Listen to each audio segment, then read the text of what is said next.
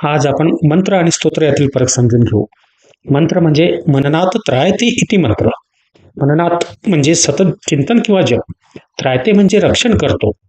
मंत्र म्हणजे पवित्र ध्वनी अथवा शब्द जो मनन चिंतन जप केल्याने आपले रक्षण करतो त्याला मंत्र म्हणतात. जो मनाचा उद्धार करतो, मनाला शुद्ध करतो तो मंत्र. मंत्र हे संक्षिप्त आणि शक्तिशाली ध्वनिरूप असतात. प्रत्येक अक्षरात विशिष्ट स्पंदन असते. मंत्राचा उच्चार योग्य प्रकारे केल्यास तो ऊर्जा निर्माण करतो. हे देवतांच्या बीज स्वरूपात असतात.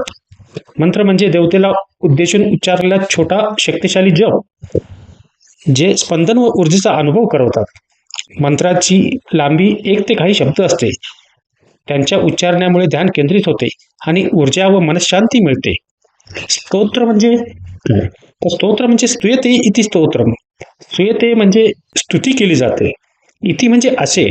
स्तोत्र म्हणजे स्तुती करणारे श्लोक ज्यातून देवतेची स्तुती केली जाते ते स्तोत्र. स्तोत्रे ही श्लोकांच्या स्वरूपात रचलेली असतात. यात देवतेचे गुण, स्वरूप, शक्ती आणि लीला वर्णिली जाते. उच्चार केल्याने भावना जागृत होतात. मन भक्तिभावाने भरते. साधारणपणे संत, ऋषी किंवा भक्तांनी रचलेली असतात स्तोत्रे ही. थोडक्यात मंत्र हे देवतेशी थेट ऊर्जात्मक जोड निर्माण करतात, तर स्तोत्र हे त्या देवतेशी भावनिक व भक्तिपूर्ण नातं दृढ करतात.